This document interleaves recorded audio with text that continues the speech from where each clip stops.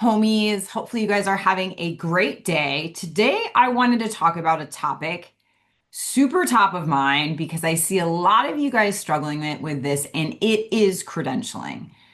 So today, I wanted to break down the three brutally honest reasons credentialing makes dietitians like you and me want to scream. And I want to talk you through the process of how to calm the chaos.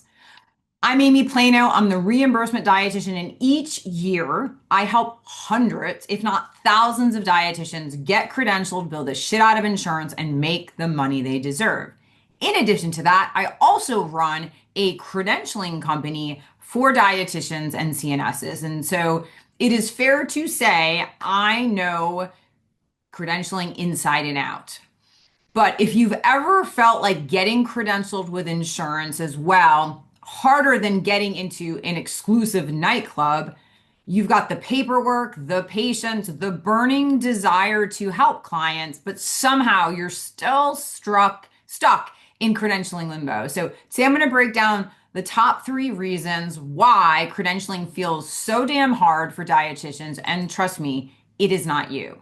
And I want to actually just kind of piggyback off of that because one of the biggest things I struggled with that you guys don't need to struggle with is not knowing a lot of the things about reimbursement. And I feel if you're educated, which I try to do with this channel, it at least tempers your expectations as you go through the processes. So my goal is to kind of alleviate some of the stress by giving you the information you guys need to understand and have clarity. So, reason number one, this is a big one, why insurance feels so hard when you're credentialing is the process was not built for speed or sanity, right?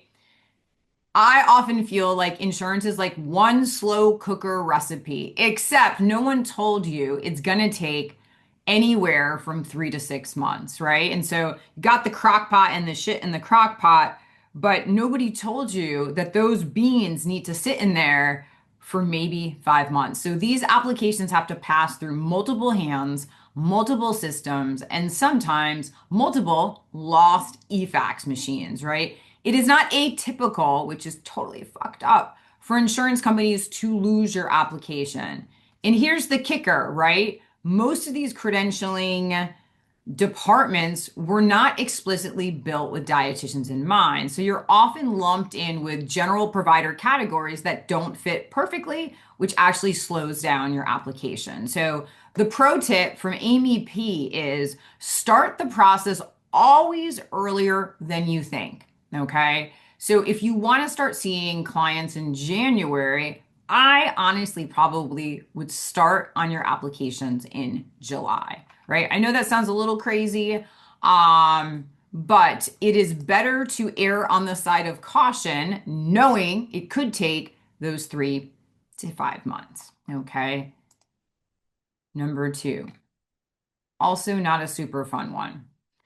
I think one of the main reasons why dietitians struggle so much with the hard aspect of credentialing is that every single insurance company in every single state plays by a different set of rules, not only for billing, but also for credentialing. So I want you guys to think about it like this. If the grocery store that you shopped at every week all of a sudden flipped its layout, right? And milk was in the produce section and bread was in the freezer aisle and apples were next to the paper towels, it would feel super overwhelming. And that's kind of how it feels in the credentialing process, right? Especially in terms of documents and what is actually required, right? So there's certain insurance companies like say Cigna, where super easy peasy, right? We give them a handful of information, things go pretty smooth. They either tell you the network's open, it's closed, ask for a handful more of documents, and then you're on your way. Where something, say, like Medicare, right? They need all of your bank information. They need a voided check, which most of you guys don't have. They need your CP 575. So just when you think you've got your shit together, right? It feels like somebody is asking for more information. So my pro tip for you guys is to create a master checklist with each payer's requirement so you are not reinventing the wheel every single time. For example, each insurance company 100% of the time is going to ask for a W-9 from you. So it would be super helpful. You just save that on your computer. So when the next insurance company asks for it, you are ready to rock and roll. And like I said, I think this reason is the one that makes us all want to pull out our hair because like I said, you'll be cruising right along with one insurance company and you're like, oh, I got this shit. And then all of a sudden you do the Medicare application and they want like 50 things that none of the other insurance companies wanted. So take a deep breath. All we need to do is find this shit and then we're just going to upload it for them. Okay. Reason number 3, and this one like really ticks me off and I'm sure it really ticks you guys off. I was in school for like 100 years, right? And I feel like my dietetics academic career did not prepare me for a ton, right? So raise your hand if your dietetics program spent exactly 0 hours teaching you about credentialing. Yep, me too, right? We graduated knowing the Krebs cycle, but not how to submit an NPI application. Something that's actually really important, not just for insurance purposes, but our field as a whole. So when you're thrown into the insurance world, it's like you're learning a whole new set of language. And the manual's in teeny tiny, like 8-point font, right? So we have a little bit of resentment as individuals who have been in school forever when we come out ill prepared for something like private practice, something like insurance. So it is like learning a new language. Like I often kind of equate the credentialing process, especially with the acronyms, to like hip hop of the 90s, like OPP, Naughty by Nature, all of the things, Run DMC. We had a lot of different acronyms. So anyway, credentialing is confusing. It is time consuming, soul sucking, but here's the good news, okay?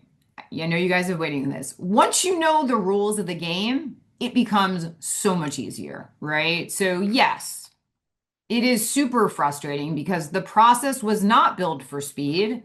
Every insurance company has different rules, and nobody taught us this in school, so there is a learning curve. But if you want a shortcut, I have 2 different options for you.